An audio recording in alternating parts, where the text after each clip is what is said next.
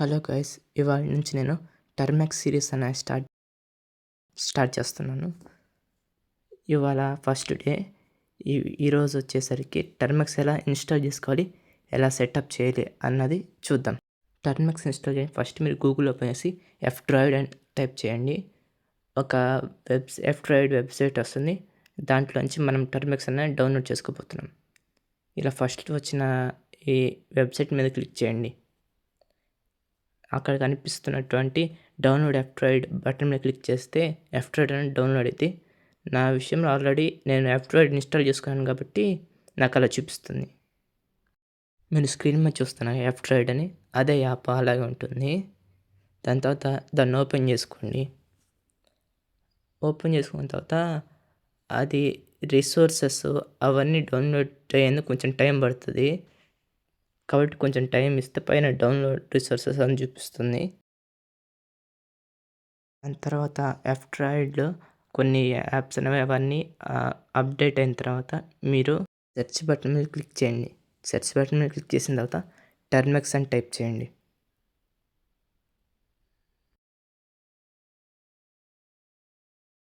టర్మెక్స్ అని టైప్ చేసాక ఇలా చాలా వస్తాయి, కానీ కింద టర్మెక్స్ టెర్మినల్ ఇమ్యులేటర్ అని చూపిస్తుంది. అది డౌన్లోడ్ చేయండి.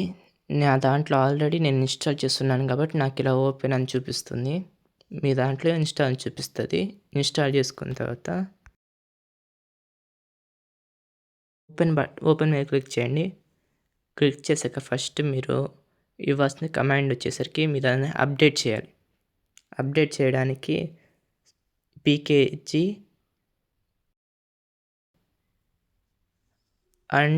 అండ్ pkg అప్గ్రేడ్ -y అని టైప్ చేయండి. ఇదేం చేసిద్ది అంటే ఒకేసారి అప్డేట్ ఇంకా అప్గ్రేడ్ రెండు చేసిద్ది. -y అంటే మధ్యలో మీరేమి ఎస్ అని ఇవ్వాల్సిన అవసరం లేదు. దీని తర్వాత అప్డేట్ అనేది స్టార్ట్ అయిపోయింది. మీరు చూడొచ్చు. ఈ పార్ట్ని నేను కొంచెం స్కిప్ చేస్తాను, ఎందుకంటే వీడియో లెంత్ కొంచెం ఎక్కువ అయిపోయింది.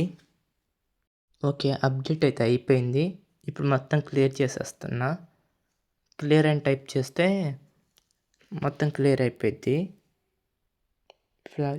ఇప్పుడేం చేయాలంటే టర్మెక్స్కి మీ స్టోరేజ్ పర్మిషన్స్ ఇవ్వాలి. దానికోసం ఈ కమాండ్ టైప్ చేయండి.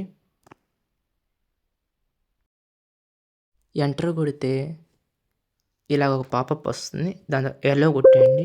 స్టోరేజ్ పర్మిషన్ ఎల్లో అయిపోయింది. దీని తర్వాత ఈ కమాండ్ని అయితే ఎంటర్ చేయండి. ఈ కమాండ్ ఏంటంటే ఈ ఒక్క కమాండ్లోనే ఈ GitHub, git, python, OpenSSL, wget, curl ఇవన్నీ ఒక కమాండ్లోనే ఇన్స్టాల్ అయితే అయిపోతాయి. ఎంటర్ కొట్టాక మొత్తం అదంతా ఇలాగా మొత్తం ఇన్స్టాలేషన్ ప్రాసెస్ అయితే స్టార్ట్ అయ్యింది.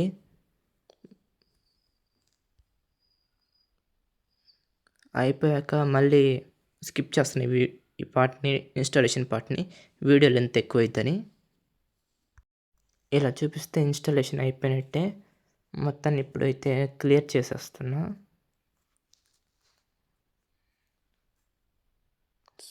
నెక్స్ట్ వీడియోలో బేసిక్ పైథాన్ స్క్రిప్ట్స్ ఎలా రన్ చేయాలి అన్న చూద్దాం. లేదా నెక్స్ట్ ఏం చేయాలో మీరు కామెంట్ సెక్షన్లో చెప్పండి, అదే చేద్దాం next. Bye. Thanks for watching.